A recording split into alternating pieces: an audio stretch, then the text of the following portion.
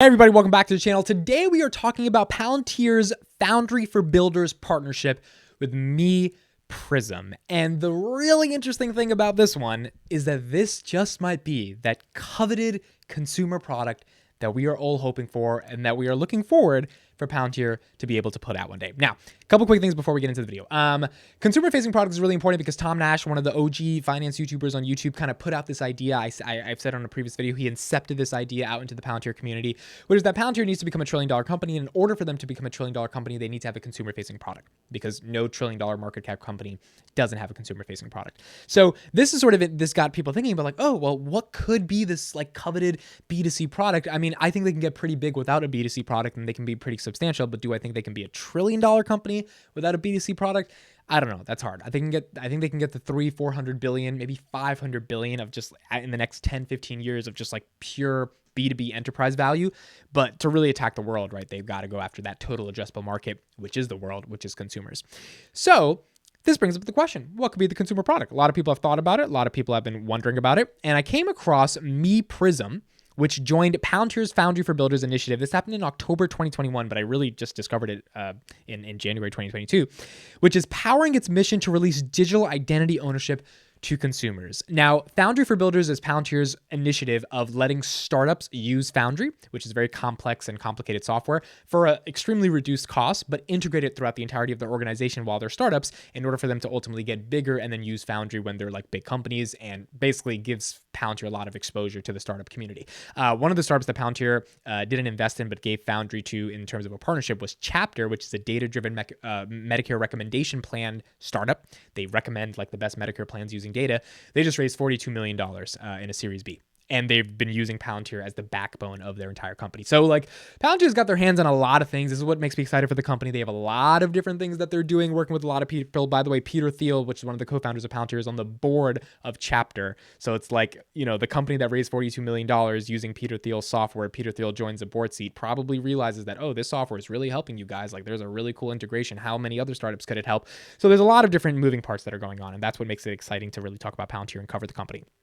Let's read a little bit off the press release. MePrism, a startup focusing on enabling consumers to take control over their data and how it is transacted in the digital marketplace, today announced it will be joining Palantir Technologies' Foundry for Builders initiative. Using Palantir Foundry, MePrism will further enhance its existing capabilities to match consumer appetite for the commercial use of their data with commercial outcomes that respect critical privacy and data protection requirements and expectations.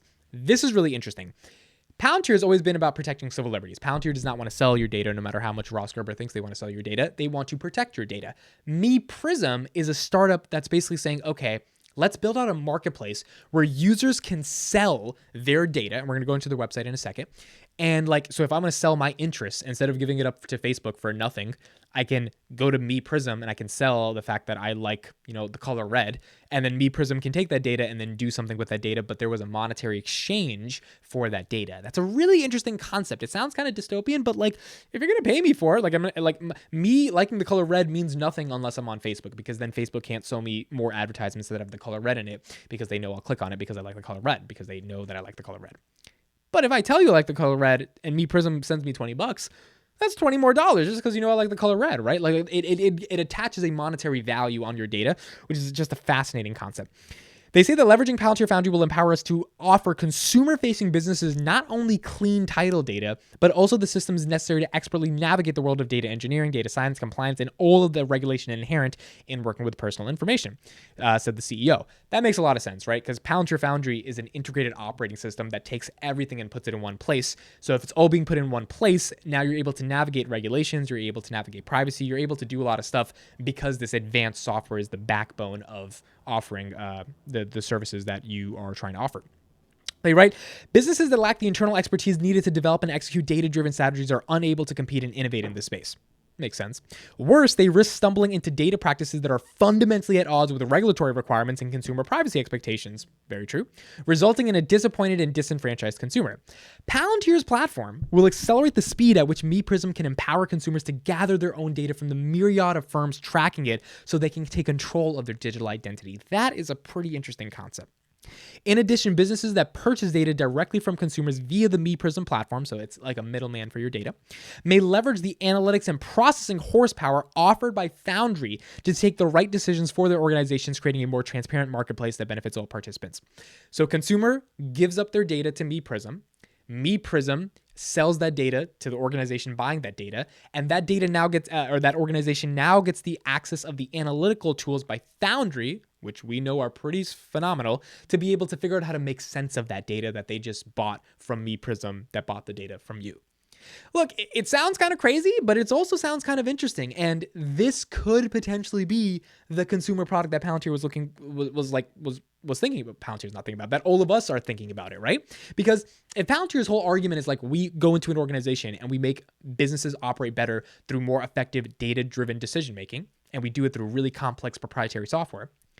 For a consumer that's going into the digital age in 2023 and beyond, that's more decentralized, that's more civil liberties focused, that's less willing to just give up your search results to Google. You would rather use a private search engine, right? This is sort of like the trends that are happening that I don't think are going to be super substantial in the next couple of years, but that could be in the next decade. There is a world in which Palantir sells a subscription service, or they even just acquire MePrism, and they are able to create a business model around selling people's data and getting their data in the most transparent way because there's a monetary price associated with that data. Now, is this something Palantir would want to do? I don't know. I don't think they would want to associate their brand with this, especially if you're just selling the data to advertisers, and I think that's what MePrism is mainly going to do. We're going to go on their website and see if they do that. So it's like, maybe it's not the best look, but if you try to be more objective and see, okay, if you could pay people for their data, what would the marketplace for that be? And what could the use case potential for that be? Then there is a world in which I think this could be somewhat of a consumer product. Okay, let's hop into their website here. So the first thing you see on their website is, how much is your data worth? Very interesting. Wait, what do they know about me? Learn more about your digital footprint, see what companies know about you based on your online profile, purchase history, and more. Okay, what does my data say about me? We show how companies can predict valuable information like your political stance, credit score, behavior, and personality using only small amounts of data. How can I secure my data? You deposit data from each of your accounts into your MePrism data bank. Interesting. Then you can choose to block others from using it or even sell it to yourself. Huh. Interesting. How do I profit from my data? There, show me the money. Companies place bids for your data. You choose which bids to accept depending on the company making the offer and how much they're paying for it. How do I increase the value of my data? Your data score estimates, your data score shows the estimated value of your current profile. See how your data changes as you connect more digital accounts. MePrism privacy protections help you control who has access to your data. You can stop companies from collecting your data, selling it to advertisers. Interesting. So they don't want companies to sell your data to advertisers, or maybe they only want companies to sell your data to advertisers if you give them permission to sell it to advertisers. And that's all based in your MePrism data bank. So I'll probably do this later, find out how much your data is worth. I'll download the app and I'll check it out. Imagine MePrism like a bank, but for your data. You can deposit data by connecting your digital accounts. So I'm assuming connecting the accounts that has your login, password, and email, and then their technology would connect to that and figure out how much those companies know about you, which is really interesting. View an estimate of your data's value and transfer data to trusted buyers. Interesting. Very, very interesting stuff. So let's look at their data marketplace. Now you decide who can access your data and how much they need to pay you for it. Once you've secured your data, you will receive bids from companies in the marketplace. If you accept a bid, you get paid directly from that company. So total losses, 2,000. So there's an example. These advertisers recently purchased your data from Facebook and Google. Interesting. This is quite interesting. So here we go. How much companies are making from your data? Google, $200 annual ad revenue per user in the US. Wow. Google makes $200 per user in the US. That makes sense because people search stuff and they search everything on Google, but that's a lot. Twitter makes $55 per user. They obviously put US only because if it's not US only, it's can be a lot cheaper. Meta makes $200 per user in the US and Canada. Now, if you take that worldwide, it's about $9.8 off their last earning report. So it's the US and Canada is a big market for Facebook to operate in. That's why they're always going to be friendly to Facebook. Snapchat makes $17 an annual. So Snapchat, Facebook, Google, and Twitter make at least 20 something bucks, if not substantially more, per user in terms of the average ad revenue for what they get to sell. Facebook makes $84 billion in ad revenue. Google makes $146 billion. Snapchat $2 billion. TikTok $1.3 billion. And Twitter, which is one of the better apps of these services, only makes $3.2 billion. Come on, Twitter. We got to get you making more money. Data brokers, revenue from selling user data. So these are data brokers that basically collect your data and they make revenue from selling it. How much are companies currently offering for your data through MePrism? MePrism, you could get, this is an example of $20 get paid for your data. Very, very interesting. Really, really interesting stuff. So you guys can check out the website and I'll leave the link in the description so you can check it out a little bit more. But that's the concept, right? They've showed the statistics on how much these companies are making from your data. So it's like, okay, companies are making a lot of money from our data. There's data brokers that are selling them our data through these complex processes of finding your cookies and tracking you online. If you can register a bank account and then submit your data to that bank account. So if you're a Republican, you tell your MePrism data account, hey, I am a Republican. And these data brokers can then bid on how much they want to get for your Republican stance in order to sell it either to advertisers or to somewhere else. I'm assuming it has to mainly be advertising, but you could select if you want it to be sold to advertisers or not. And like you probably would say yes, because like being a Republican doesn't have much value other than someone being able to know you're a Republican so they can target you with something like an ad, which means you would get paid for the front end. And then you would get to see the ad eventually somewhere when you're using social networks. Such an interesting concept. Now, ultimately, like, final thoughts. Do I think Palantir adopts this as their consumer product? Not really. Like, it seems kind of like, not shady or anything. It just seems like kind of cheap to some extent, like selling your personal data. But if there was again, this is just another hypothesis. We're going to have many more of them over the coming years.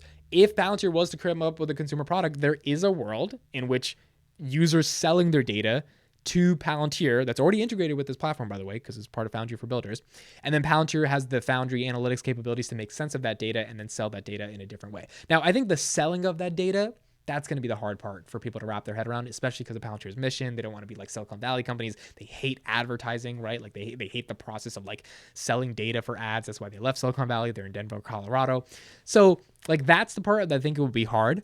But if MePrism scales, if we enter a new revolution in which people willingly cannot get targeted by ads or do anything without companies paying for some of your data because companies for so long have not paid for this data, like Facebook, Google, Twitter, etc., then there is a world in which users feel more comfortable getting paid upfront, and Palantir potentially offers the full-fledged consumer, 10x version of MePrism that does this and does more for your data. Like the way I think Palantir would do this is it wouldn't just be selling your data for ads or like having this data bank. It would be a much more comprehensive view of you owning your data and then being able to do something more meaningful with it and not just like get paid for it, right? Like actually increase the productivity of your life, the interesting components of your life, the happiness, the joy of your life, the decisions that you make with your life, right? That are driven through data. I think the MePrism data bank would be a complementary way for Palantir to offer a consumer data-driven decision-making product for individuals.